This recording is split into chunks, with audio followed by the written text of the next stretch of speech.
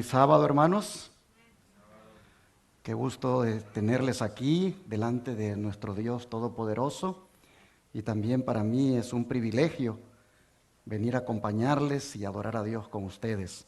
Así que sean todos bienvenidos a este primer servicio, como es el de la escuela sabática. Vamos a hablar, como ustedes pueden ver allí en el título, acerca de Judas. En la escuela sabática se decidió que este fuera el tema a tratar ahora. Y como se dice, la escuela sabática es para participar, para que uno también comparta, ¿verdad?, la impresión que el Señor le causa del estudio. Así que vamos a hablar de este personaje, Judas. ¿Quién de ustedes, si tuviera la oportunidad de ser padre o madre de un hijo, le pondría por nombre Judas? ¿Por qué? Bueno, hermanos, Judas es un personaje que, como dijo alguien, nadie le pone por nombre a un hijo ese nombre de Judas. Y Judas, nosotros vamos a mirar en el estudio de hoy, que no era un hombre ni villano, ni héroe, ni demonio, ni santo cuando él llegó para unirse con Cristo. Solamente era un hombre con defectos de carácter. Pero estando allí, oh hermanos, nosotros vamos a ver cómo él permitió que el diablo tomara control de su vida. Vamos a irnos bien atrás, antes de hablar de él, cuando el Señor va a elegir a sus 12 apóstoles. ¿Qué les parece? Abrimos la Biblia en Marcos capítulo 3, versículo 13 al 19. Marcos capítulo 3, versículo 13 al 19.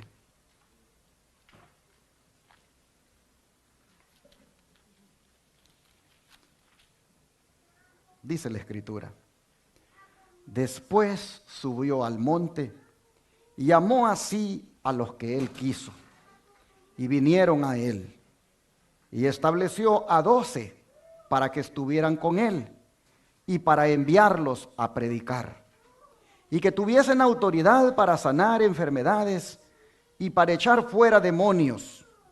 A Simón, a quien puso por sobrenombre Pedro, a Jacobo, hijo de Zebedeo, y a Juan, hermano de Jacobo, a quienes apellidó Boanerges, esto es, hijos del trueno, a Andrés, Felipe, Bartolomé, Mateo, Tomás, Jacobo, hijo de Alfeo, Tadeo, Simón el cananista y Judas Iscariote, el que le entregó, y vinieron a casa.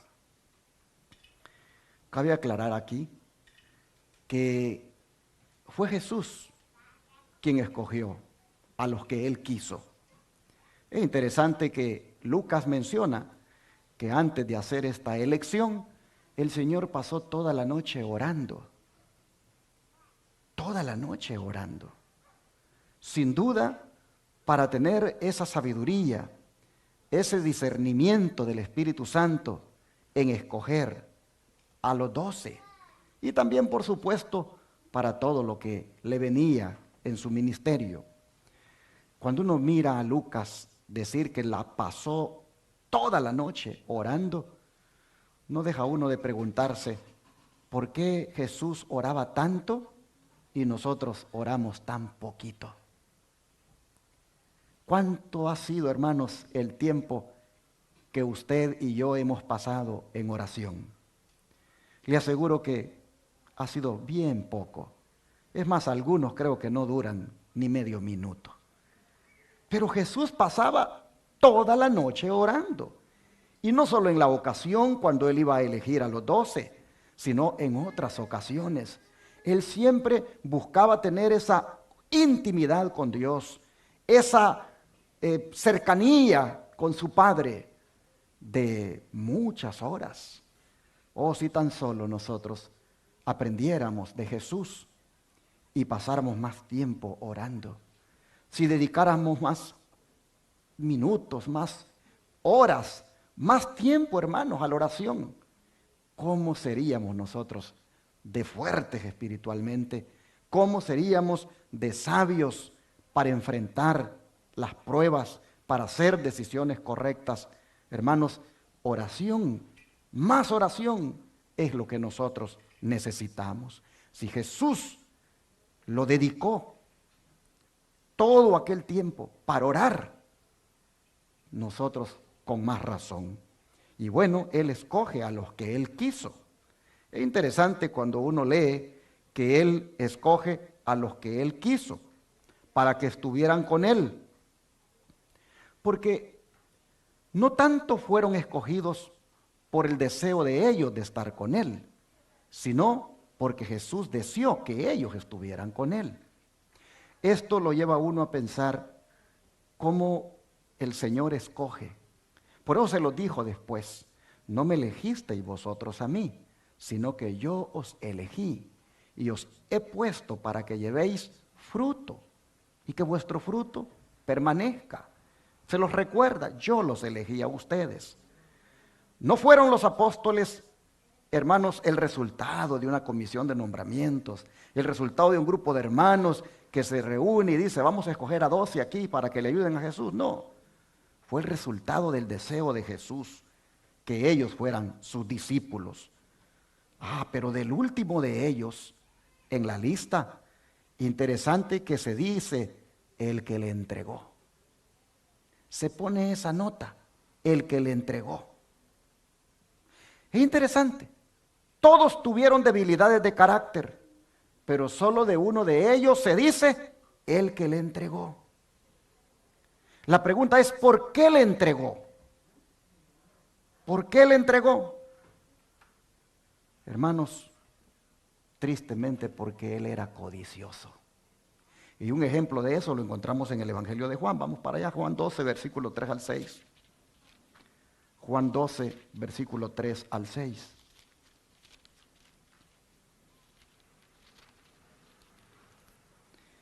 Y la Escritura dice: entonces María tomó una libra de perfume de nardo puro, de mucho precio, y ungió los pies de Jesús, y los enjugó con sus cabellos, y la casa se llenó de olor del perfume. Y dijo uno de sus discípulos, Judas Iscariote, hijo de Simón, el que le había de entregar: ¿por qué no fue este perfume vendido por 300 denarios y dado a los pobres? Pero dijo esto no porque se cuidara de los pobres, sino porque era ladrón, y teniendo la bolsa, sustraía de lo que se echaba en ella.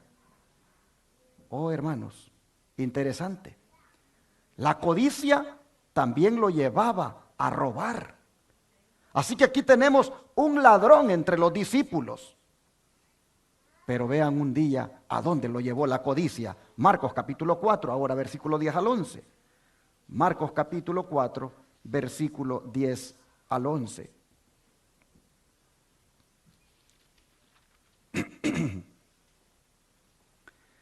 Cuando estuvo solo, los que estaban cerca de él con los 12 le preguntaron sobre la parábola. Y les dijo, Marcos capítulo 4, versículo 10 y 11. Sí, cuando estuvo, espérenme un segundito.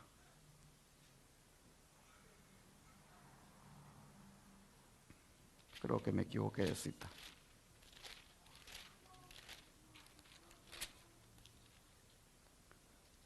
Ok, es 14, ¿saben? El 4. Marcos capítulo 14, versículo 10 y 11. Entonces Judas Iscariote, uno de los 12, fue a los principales sacerdotes para entregárselo. Ellos al oírlo se alegraron y prometieron darle dinero, y Judas buscaba oportunidad para entregarle. Así que, hermanos, nosotros vemos aquí que la codicia lo está llevando a entregar a su maestro al enemigo. Miren ustedes, ahora, ¿quién puso esa codicia en el corazón de él? Vamos a Juan capítulo 13, versículo 2. Estamos haciendo esta introducción antes de entrar al deseo de todas las gentes. Juan capítulo 13, versículo 2. ¿Quién puso esa codicia en el corazón de él? Dice así Juan 13, verso 2. Y cuando cenaban, como el diablo ya había puesto en el corazón de Judas Iscariote, hijo de Simón, que le entregase, y ahí dejémoslo, nosotros encontramos entonces que lastimosamente Satanás ya había entrado en la vida de Judas. Judas, hermanos, era un hombre que tuvo muchas oportunidades de que su carácter fuera cambiado, muchas oportunidades para ser salvo completamente, pero lamentablemente no las aprovechó. Judas llegó a desilusionarse de Jesús, porque no era lo que él esperaba. Judas no cumplió sus sueños y esperanzas. Jesús no cumplió sus sueños y esperanzas. A Judas no le pareció que Jesús fuera el Mesías. El camino de Jesús no fue aceptado por Judas. Por lo tanto, solo quiso sacar beneficio de la relación con el Señor. Pero tristemente así es ahora con muchos. Muchos también se decepcionan de Jesús por las mismas razones, porque comienzan a seguirle y sus aspiraciones o sus intenciones o sus planes no encajan con los planes del Señor. Y después de un tiempo toman la decisión de traicionarlo. ¿Cuál fue el final de la vida de Judas? El libro de Mateo capítulo 27, versículo 3 al 5 nos lo dice. Mateo 27, versículo 3 al 5.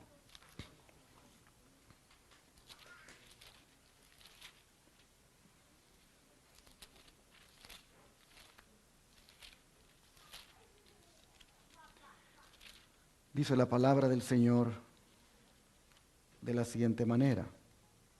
Entonces Judas, el que le había entregado, viendo que era condenado, devolvió arrepentido las 30 piezas de plata a los principales sacerdotes y a los ancianos, diciendo: yo he pecado entregando sangre inocente. Mas ellos dijeron: ¿qué nos importa a nosotros? Allá tú. Oh, hermanos, Judas aquí manifiesta que se ha arrepentido, pero el arrepentimiento fue más un remordimiento, fue más un lamento por las consecuencias, fue más un miedo a todas las consecuencias que tendría.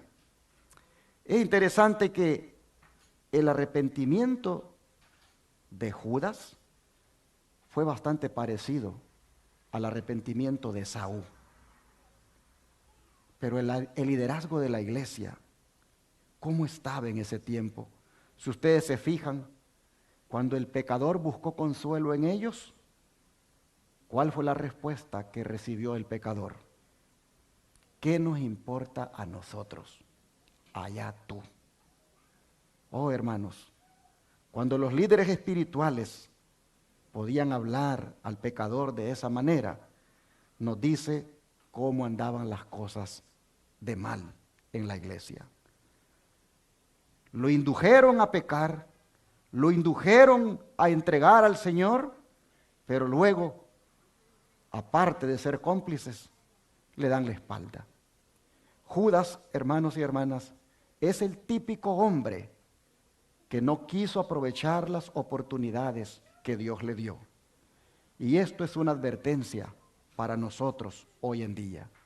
Por eso la Biblia registra la historia de él, para que nosotros tengamos cuidado. El deseado de toda la gente lo comenta así. La historia de Judas presenta el triste fin de una vida que podría haber sido honrada de Dios. Si Judas hubiese muerto antes de su último viaje a Jerusalén, habría sido considerado como un hombre digno de un lugar entre los 12, y su desaparición habría sido muy sentida. A no ser por los atributos revelados al final de su historia, el aborrecimiento que le ha seguido a través de los siglos no habría existido. Pero su carácter fue desenmascarado al mundo con un propósito. Debe servir de advertencia a todos los que como él hubiesen de traicionar cometidos sagrados. Y aquí entonces abro, hermanos, el micrófono para que ustedes puedan participar, porque de acuerdo a lo que hemos visto en la Escritura y de acuerdo a esta primera declaración del don profético, ¿qué les impresiona a ustedes acerca de este personaje? ¿Hay alguien que quiera dar su opinión? Levante su mano, queremos que usted también participe. ¿Qué le impresiona de lo que ha oído, leído hasta aquí y aún respaldado por el don de profecía? A ver, es escuela sabática, así que necesitamos que participen. Porque yo hubiera preparado un sermón, pero dije, no, es la escuela sabática. Adelante, hermanito. Sí, estoy seguro de que Cristo, durante su ministerio y los apóstoles los acompañaban a Jesús. Amén, gracias, hermano. Si hubiera un micrófono por ahí inalámbrico, ¿no tienen? Para llevárselo al que va a participar. No creo que llegue hasta allá ese. No tienen un inalámbrico, ¿verdad? Ok. Bueno, ¿quién más quisiera dar su opinión, hermanos? Queremos que participen, a qué quieren aportar acerca de este personaje con lo que hemos visto hasta acá y empezando con esta declaración del don profético. A ver. Nosotros miramos aquí en esta cita el hubiera sido, el habría. Podría, hubiese, habría, no habría. Oh, hermanos, cada uno de nosotros tiene un habría, un hubiera en nuestro caminar hasta aquí.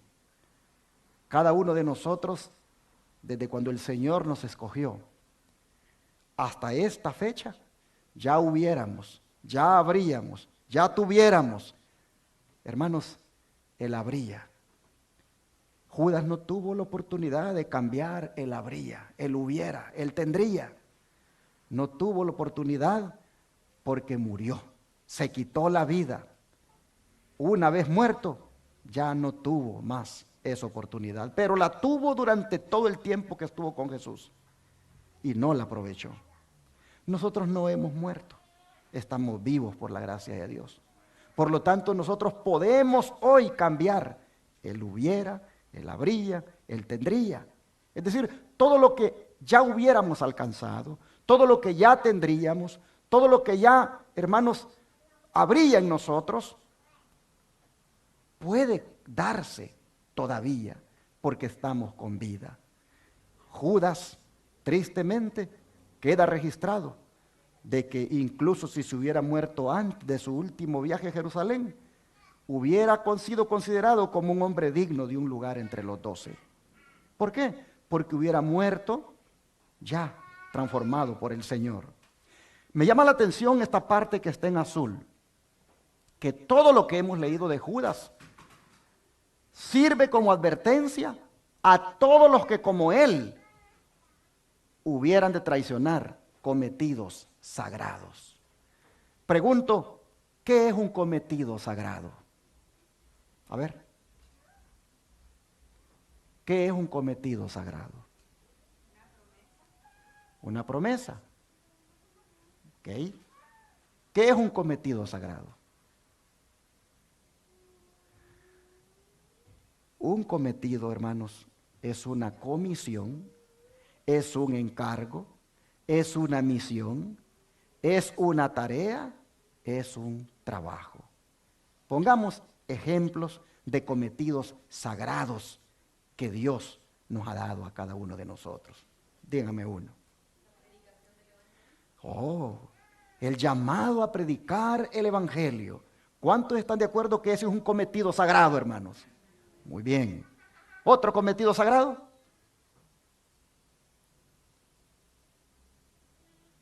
¿Creen ustedes que el ser madre de familia es un cometido sagrado?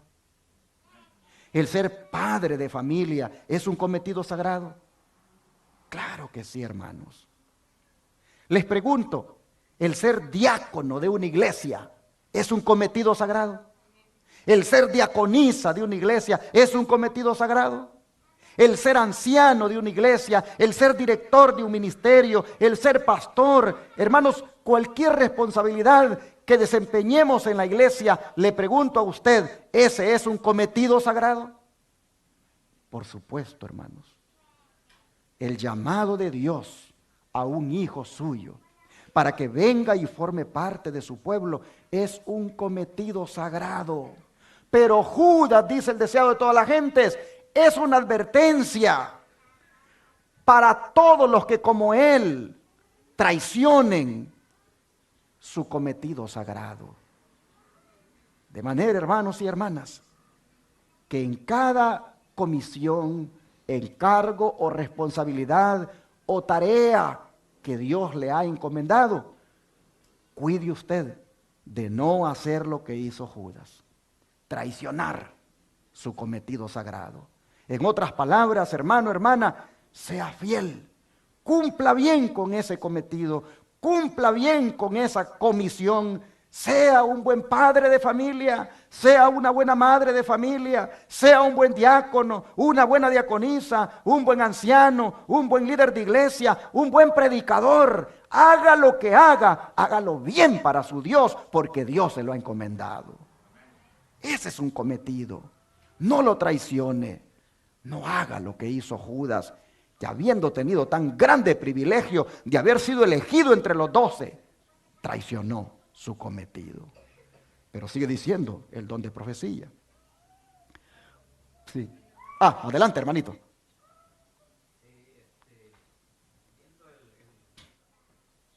Podría haber sido en otro, pero él da cabida al diablo.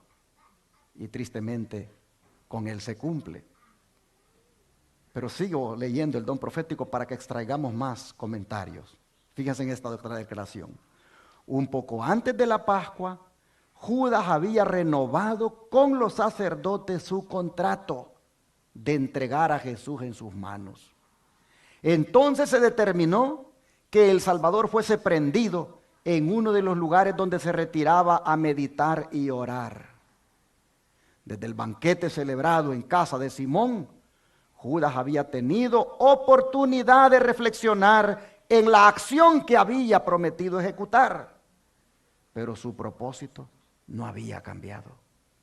Por 30 piezas de plata, el precio de un esclavo, entregó al Señor de gloria a la ignominia y la muerte. A ver, comentarios. ¿Qué les impresiona de esta descripción que da de Judas el don de profecía? A ver, hermanita, adelante.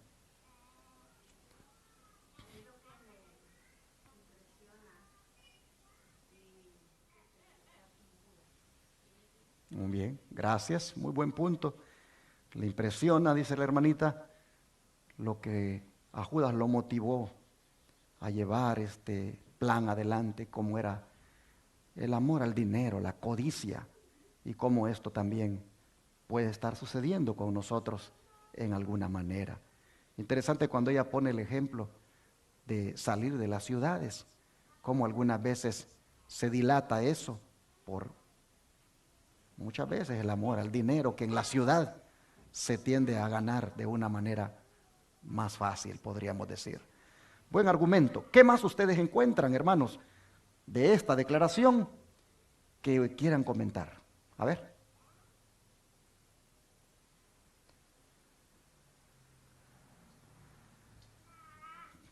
Léanla, por eso está en la pantalla, para que ustedes puedan encontrar ahí algo que les impresione.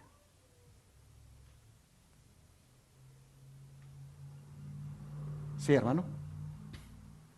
Si Judas dejó de reflexionar, eso quiere decir que dejó de escuchar la voz del Espíritu. Interesante. Mire qué interesante punto. Y si estamos viendo a Judas como una advertencia de lo que puede pasar con nosotros, allí, hermanos, hay que poner atención a esa parte. Sí, hermanita.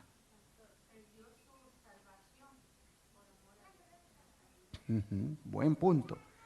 Es interesante, hermanos, que cuando ya el discernimiento se pierde, ya, hermanos, se cometen irrespetos que, como dicen, rayan en el colmo. Miren a dónde se fue a meter.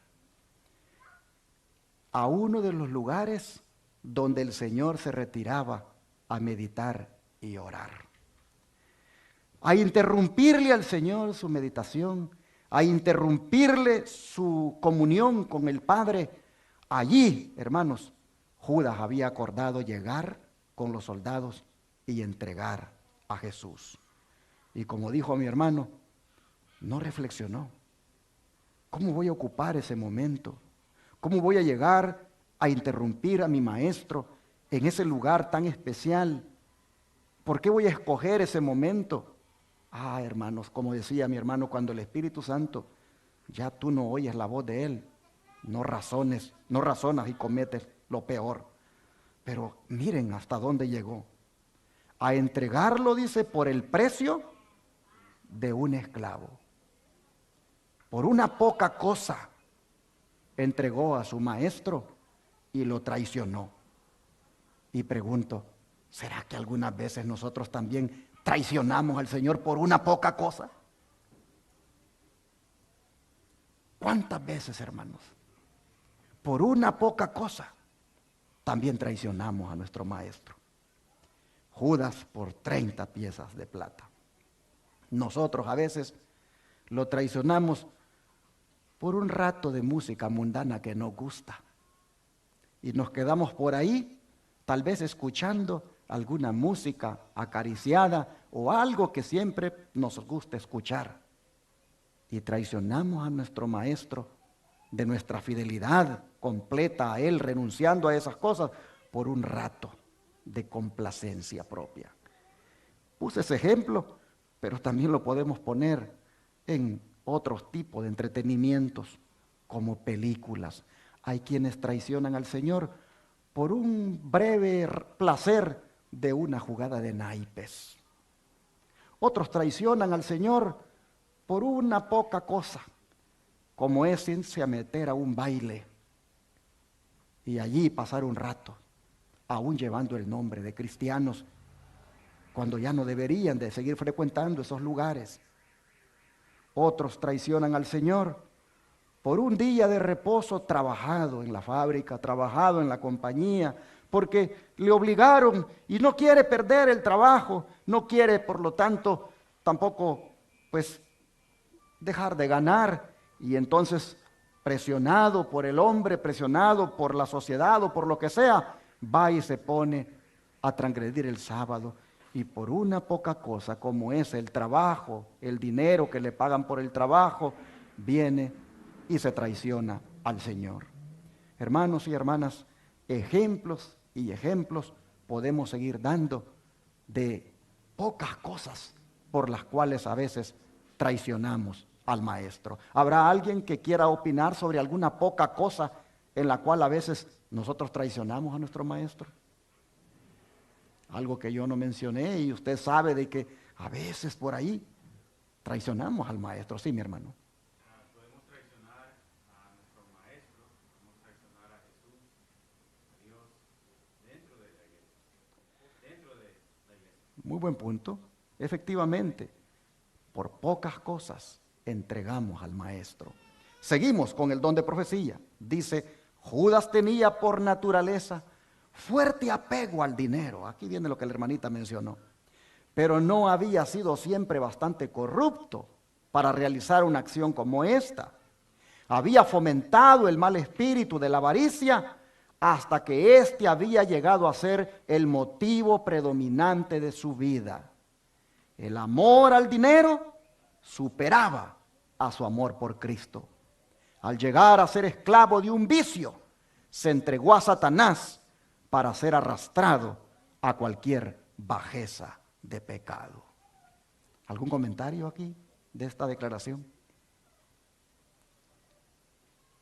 ¿Cómo es presentado, hermanos, aquí la avaricia? Como un vicio. ¿Qué es la avaricia? El deseo exacerbado de querer tener más de lo que se tiene. Ese deseo de querer alcanzar y por ahí hasta violar los principios, pisotear los principios. Oh, hermanos, qué triste es cuando el amor al dinero supera nuestro amor por Cristo. Pero es interesante que dice que no había sido siempre bastante corrupto para realizar una acción como esta. Fue en la medida en que poco a poco él fue gustándole más y más el dinero. Alguien podrá decir, pero ¿qué hay de malo en el dinero? Si de todas maneras el dinero se necesita. Sí, pero cuando eso, el ir queriendo obtener más y más, te lleva a ya no tener más comunión con Dios a través de la oración, ya no tener tiempo para venir a la iglesia, ya no guardar el mandamiento de Dios como se debe, y todavía a la puesta del sol estás allá en la construcción, todavía a la puesta del sol estás haciendo tus trabajos. Oh, hermano, eso es un peligro, porque ese amor al dinero, ese amor a la ganancia material, ya te está llevando a dejar a un lado las cosas de Dios. Y eso es muy peligroso, porque así, tarde o temprano, ya te vas quedando mejor en tu casa o en tu trabajo, porque tú estás detrás de otras cosas que son materiales. Bueno, dice que Satanás lo arrastró a cualquier bajeza de pecado cuando él fomentó ese mal espíritu de la avaricia. Y sigue diciendo, Judas se había unido a los discípulos cuando las multitudes seguían a Cristo. La enseñanza del Salvador conmovía sus corazones mientras pendían arrobados de las palabras que pronunciaba en la sinagoga, a orillas del mar o en el monte. Judas vio a los enfermos, los cojos y los ciegos acudir a Jesús desde los pueblos y las ciudades. Vio a los moribundos puestos a sus pies. Presenció las poderosas obras del Salvador al sanar a los enfermos, echar a los demonios y resucitar a los muertos. Sintió en su propia persona la evidencia del poder de Cristo. Reconoció la enseñanza de Cristo como superior a todo lo que hubiera oído. Amaba al gran maestro y deseaba estar con él. Sintió un deseo de ser transformado en su carácter y su vida, y esperó obtenerlo relacionándose con Jesús. El Salvador no rechazó a Judas, le dio un lugar entre los 12, le confió la obra de un evangelista, le dotó de poder para sanar a los enfermos y echar a los demonios. Pero Judas no llegó al punto de entregarse plenamente a Cristo. No renunció a su ambición mundanal o a su amor al dinero. Aunque aceptó el puesto de ministro de Cristo, no se dejó modelar por la acción divina. Creyó que podía conservar su propio juicio y sus opiniones y cultivó una disposición a criticar y acusar. A ver, ¿qué les parece todo esto que hemos leído? Le doy para atrás, porque quiero que nos concentremos en lo subrayado y en lo azul. ¿Qué les parece a ustedes, hermanos, de esta otra imagen que nos da de Judas, el don de profecía? ¿Alguien quiere opinar?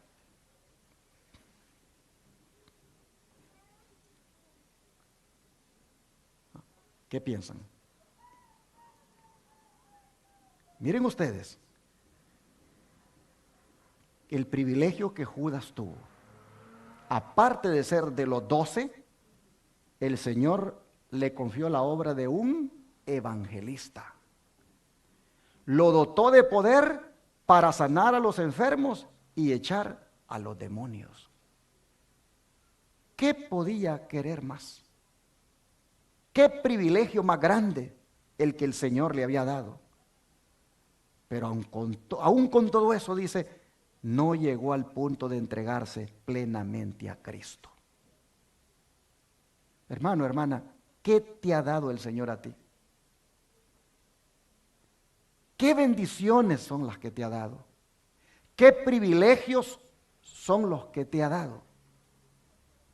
¿Y has llegado tú ya a entregarte completamente a Cristo? ¿Saben que existe la posibilidad que tengamos el privilegio de lo que seamos en la iglesia? Que tengamos el privilegio inclusive de muchas cosas fuera de la iglesia, en concepto de bendiciones, pero aún así no estar entregados completamente a Cristo.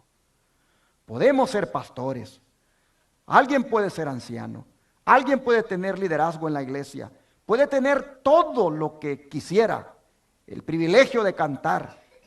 Hermanos, pero si aún con todo y esos privilegios no nos hemos entregado plenamente a Cristo, corremos el mismo riesgo de Judas. Miren ustedes, él creyó que podía conservar su propio juicio y sus opiniones y comenzó, dice, a criticar y acusar. Cuánto cuidado, hermano, debemos tener cuando en la iglesia empezamos con ese mal de criticar y acusar, solamente porque pensamos que así puede ser. Nos imaginamos sacando conclusiones sin tener, hermanos, ninguna prueba. Qué peligroso es eso. Al hacerlo, solamente estamos en el camino que Judas caminó. La próxima vez que sentamos esa tentación a querer criticar y acusar solamente por imaginaciones, de allí, retírate de allí, retrocede, porque vas en una ruta equivocada. Sigue diciendo, Judas era tenido en alta estima por los discípulos y ejercía gran influencia sobre ellos. Tenía alta opinión de sus propias cualidades y consideraba a sus hermanos muy inferiores a él en juicio y capacidad. Ellos no veían sus oportunidades, pensaba él, ni aprovechaban las circunstancias.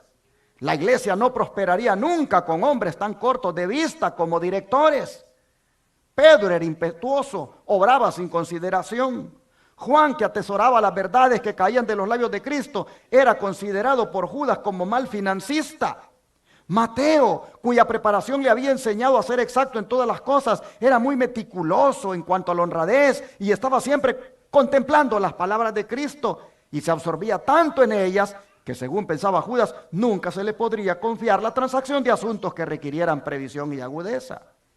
Y así pasaba Judas revista a todos los discípulos y se lisonjeaba de no tener él su capacidad para manejar las cosas. La iglesia se vería con frecuencia en perplejidad y embarazo. Repito esta parte.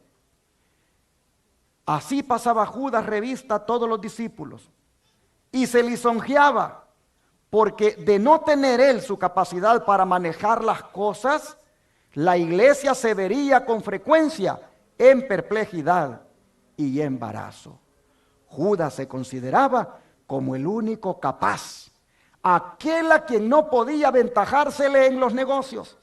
En su propia estima, reportaba honra a la causa y como tal se presentaba siempre. ¿Habrá este tipo de mal en la iglesia hoy en día? A veces, ¿verdad? Llegamos a pensar que si yo no estoy allí, eso no va a funcionar. Que si yo no estoy al frente, eso no va para ningún lado. Que esa iglesia sin mí va al fracaso. A veces llegamos a pensar que si yo no estoy allí para cantar, oh, eso va a ser un desastre. Si yo no estoy allí para liderar el ministerio, eso va a ir por otro lado. A veces, hermanos, nosotros manifestamos el mal de Judas de creernos indispensables. Siempre hemos dicho que en el pueblo de Dios somos necesarios, pero no indispensables. ¿Por qué? Porque Dios puede hacer las cosas con nosotros o sin nosotros. Lamentablemente Judas cayó en ese pecado de inclusive mirar a todos y verle solo defectos a este, defectos al otro, y decía, no, con este no se puede hacer mayor cosa. Llegar a creerse, hermanos, que la iglesia solo podía avanzar si él estaba al frente. Eso es algo muy peligroso de anidarlo en la mente. ¿Qué más encontramos? Judas estaba ciego en cuanto a su propia debilidad de carácter. Y Cristo le colocó donde tuviera oportunidad de verla y corregirla. Como tesorero de los discípulos, estaba llamado a proveer a las necesidades del pequeño grupo y a aliviar las necesidades de los pobres. Mientras servía a otros, Judas podría haber desarrollado un espíritu desinteresado, pero al que escuchaba diariamente las lecciones de Cristo y presenciaba su vida de abnegación, Judas alimentaba su disposición avara. Las pequeñas sumas que llegaban a sus manos eran una continua tentación. Con frecuencia, cuando hacía un pequeño servicio para Cristo o dedicaba tiempo a propósitos religiosos, se cobraba de este escaso fondo. A sus propios ojos, estos pretextos servían para excusar su acción, pero a la vista de Dios era ladrón. ¿Qué les parece, hermanos? Él tenía un superior a quien le podía pedir dinero de la tesorería en caso de necesitar. Sin embargo, dice, las horas que invertía en la iglesia para algún privilegio, para alguna cosa que había que hacer, él venía y sin que Jesús se lo autorizara, decía, yo creo que esto allá afuera me lo hubieran pagado por tanto, así que voy a agarrar aquí, me voy a autopagar. Hermanos, así encontramos a Judas tristemente manejando de una manera incorrecta la tesorería. Tenía un superior, tenía al maestro para poder pedirle si quería, pero no lo debía sustraer. Pero me llama la atención que Cristo lo colocó donde tuviera oportunidad de ver su debilidad de carácter para que lo corrigiera, para que corrigiera esa debilidad. ¿A dónde lo colocó el Señor, hermanos? En la tesorería. Hermanos, Dios nos pone donde mejor pueda servirnos para cambiar. Dios permite que inclusive pasemos por algunas situaciones que nos ayuden con nuestro carácter. Judas llegó con ese defecto terrible de la avaricia y el Señor viene y lo pone en un lugar donde él pueda mirar su defecto y poderlo corregir. Deberíamos nosotros, mis hermanos, donde quiera estemos, mirar eso como una oportunidad para que ocurra un cambio en nuestra vida. Es más, estábamos en una iglesia, pero si el Señor ha permitido que estemos en esta, Dios tiene un propósito aquí. Y el propósito de Dios acá es que con los mensajes que aquí se predican, con los estudios que aquí se hacen, nosotros seamos mejores cristianos. El Señor permite que tengamos ciertos privilegios, nos pone en diferentes oportunidades para que haya un cambio. Oh, hermanos, Judas desperdició esa oportunidad de ser el tesorero para poder mostrar que era un hombre honrado. Sigue diciendo, la declaración con frecuencia repetida por Cristo de que su reino no era de este mundo, ofendía a Judas. Oigan esto, ofendía a Judas. Él había trazado una conducta de acuerdo con la cual él esperaba que Cristo obrase. Se había propuesto que Juan el Bautista fuera liberado de la cárcel. Pero he aquí que Juan había sido decapitado. Y Jesús, en vez de aseverar su derecho real y vengar la muerte de Juan, se retiró con sus discípulos a un lugar del campo. Judas quería una guerra más agresiva. Pensaba que si Jesús no impidiese a los discípulos ejecutar sus planes, la obra tendría más éxito. Notaba la creciente enemistad de los dirigentes judíos y vio su desafío quedar sin respuesta cuando exigieron de Cristo una señal del cielo. Su corazón estaba abierto a la incredulidad y el enemigo le proporcionaba motivos de duda y rebelión. ¿Por qué se espaciaba tanto Jesús en lo que era desalentador? ¿Por qué predecía pruebas y persecución para sí y sus discípulos? La perspectiva de obtener un puesto elevado en el nuevo reino había inducido a Judas a abrazar la causa de Cristo. Noten, no estaba allí por las razones correctas. Eran ambiciones propias.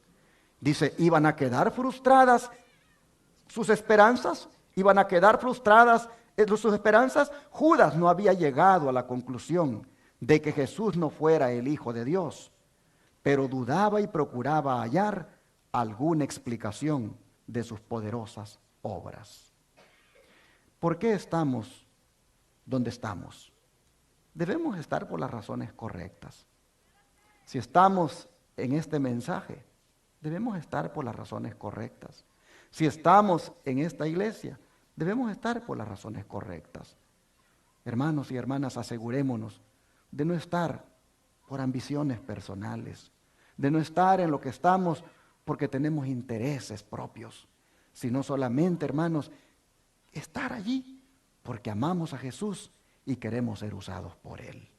Ese debería de ser el interés único que prive en nosotros. Dice, pero Judas no estaba completamente empedernido.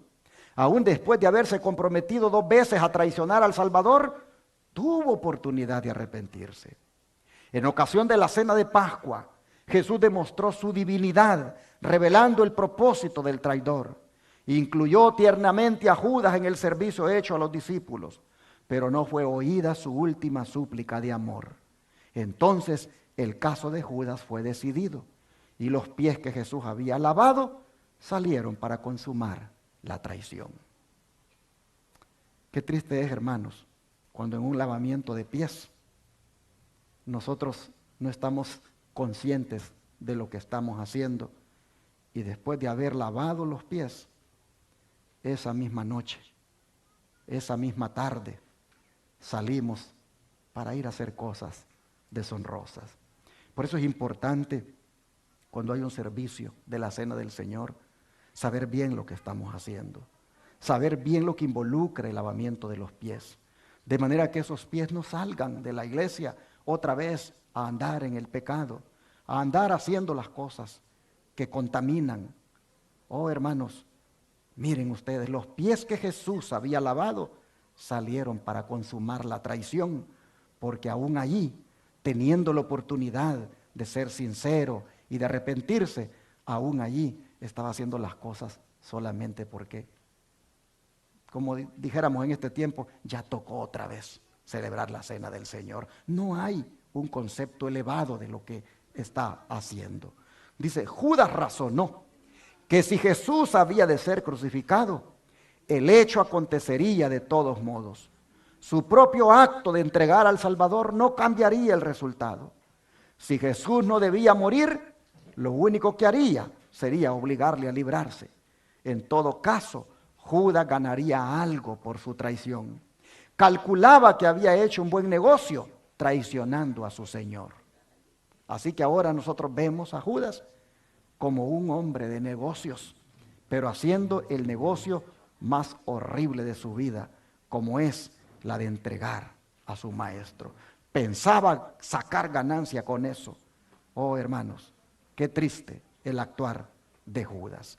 Sigue diciendo, Judas se echó entonces a los pies, reconociéndole como hijo de Dios y suplicándole que se librase. El Salvador no reprochó a su traidor. Sabía que Judas no se arrepentía. Su confesión fue arrancada a su alma culpable por un terrible sentimiento de condenación en espera del juicio, pero no sentía un profundo y desgarrador pesar por haber entregado al inmaculado Hijo de Dios y negado al Santo de Israel. Sin embargo, Jesús no pronunció una sola palabra de condenación. Miró compasivamente a Judas y dijo, para esta hora he venido al mundo. Un murmullo de sorpresa corrió por toda la asamblea. Con asombro presenciaron todos la longanimidad de Cristo hacia su traidor. Otra vez sintieron la convicción de que ese hombre era más que mortal. Pero si era el Hijo de Dios, se preguntaban por qué no se libraba de sus ataduras y triunfaba sobre sus acusadores. Judas vio que sus súplicas eran vanas y salió corriendo de la sala exclamando: demasiado tarde, demasiado tarde. Sintió que no podía vivir para ver a Cristo crucificado y desesperado salió y se ahorcó. Hermanos, imagínense el cuadro. Llega con las 30 monedas de plata y se las entrega, se las tira a los sacerdotes y les dice: he pecado entregando sangre inocente. Hermanos, ¿cuál fue la diferencia entre Judas y el hijo pródigo? ¿Qué dijo el hijo pródigo? He pecado. Pero dijo que se lo iba a decir a su padre. Y cuando fue con su padre, le dijo: he pecado contra el cielo y contra ti. En cambio, Judas, él solo dijo: he pecado, entregando sangre inocente. Y no se lo dice a su padre, se lo dice a los líderes religiosos. El he pecado de Judas no era una confesión a Dios, sino que era una confesión a los hombres. Por eso los hombres le dijeron: ¿y a nosotros qué nos importa? Oh, mis hermanos, he pecado entregando sangre inocente. Y se inclinó ante Cristo pidiéndole que se librara. Pero me llama la atención estas palabras, miren ustedes. El Salvador no reprochó a su traidor. Jesús no pronunció una sola palabra de condenación, sino que lo miró compasivamente. ¿Qué nos dice a nosotros esa forma de tratar de Jesús al pecador? ¿Qué nos dice a nosotros de su grande amor y misericordia? ¿Hay alguien que quiera comentar sobre esto? Hermanos, aprendamos de Jesús. Al traidor no lo reprocha. No pronuncia una sola palabra de condenación. Lo mira compasivamente. Aprendamos nosotros eso, hermanos, porque a veces nosotros somos duros. Y cuando alguien cae en el pecado, cuando alguien fracasa, cuando alguien comete un error, la manera de tratarlo de parte de nosotros es, hermanos, muy dura. Es más, a veces pasan cosas en los hogares y toca pedir perdón. Pero qué triste es cuando el que pide perdón encuentra de parte de aquel que recibe ese pedido, encuentra una actitud de dureza. Por eso la próxima vez, hermano, hermana, que tu esposa te pida perdón, perdónale. La próxima vez que tu esposo, hermana, te pida perdón, perdónale. La próxima vez que un hermano de la iglesia te pida perdón, perdónale. Aprende de Jesús. Él no reprochó a su traidor. Él no pronunció una palabra de condenación.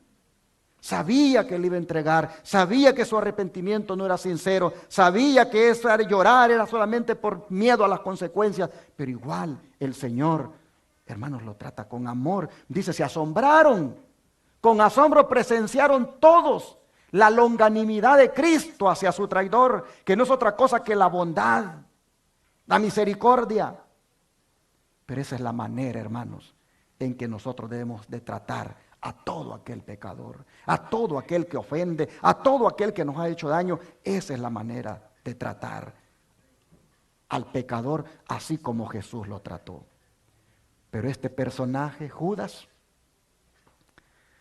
como dice el título de esta reflexión, tendrá protagonismo nuevamente de una manera simbólica en el tiempo del fin.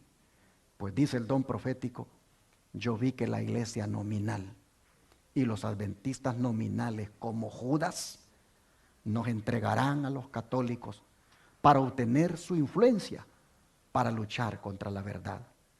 Los santos serán entonces un pueblo oscuro, poco conocido para los católicos, pero las iglesias y los adventistas nominales que conocen nuestra fe y costumbres traicionarán a los santos y los denunciarán a los católicos como los que desprecian las instituciones del pueblo, es decir, que ellos guardan el sábado y desprecian el domingo. Así lo dice la sierva del Señor, Elena White en Spalding en Magan Collection, página 1. Nuevamente, el papel de Judas va a ser prácticamente, hermanos, puesto en práctica por parte de los adventistas nominales, por parte de aquellos que también han tenido la oportunidad de escuchar este mensaje y que inclusive se han llegado a relacionar con el mensaje. Y podríamos decir que hasta lo han aceptado y han andado con nosotros por mucho tiempo. A manera de Judas, esta sierva, guiada por el don de profecía, dice que otra vez, dice, traicionarán. Traicionarán ahora a aquellos fieles hijos de Dios. Por eso es que Judas, en el tiempo del fin, vuelve a aparecer en la vida de cada uno de aquellos traidores de este mensaje. Esos traidores son aquellos que estando adentro comienzan a andar coqueteando con el ecumenismo. Son aquellos que estando adentro de la iglesia comienzan a sentarse allá en el Vaticano con las autoridades del Papa. Son aquellos, hermanos, que inclusive han permitido en las filas, ya ustedes saben, ese tipo de relaciones sexuales que no son aprobadas por Dios. Oh, mis hermanos, pastores ya han, a manera de Judas, traicionado el cometido sagrado al permitir inclusive el matrimonio entre personas del mismo sexo, al inclusive darle privilegios a personas claramente abiertas a esa práctica sexual que no es aprobada por Dios. Así nosotros vemos que los Judas de hoy han comenzado a traicionar su cometido, pero todavía lo traicionarán más cuando dice que entregarán, dice, a los verdaderos adventistas, a las autoridades religiosas para que los maltraten, para que inclusive les den muerte. Ojalá, hermano, hermana, que ninguno de nosotros llegue a ser ese Judas. Ojalá que ninguno de nosotros llegue a ser tan usado por el diablo al punto de que traicione a otro hermano. Ojalá que habiendo estudiado hoy todo lo relacionado a este personaje, nosotros, hermanos, quedemos advertidos y busquemos de todo corazón que el Señor nos transforme. Ojalá que anhelemos, hermanos, que el Señor en esta oportunidad que nos ha dado, Él desarraigue de nosotros toda avaricia, toda codicia, toda crítica, toda acusación, todo lo que es de Satanás. Ojalá, hermanos, que anhelemos que el Señor nos limpie completamente el corazón, nos transforme y nos haga un verdadero hijo de Él. Les pregunto, ¿cuántos quisieran que el Señor transforme sus vidas? ¿Quisieran orar conmigo? Vamos a arrodillarnos, a pedirle al Señor que haga eso en nosotros.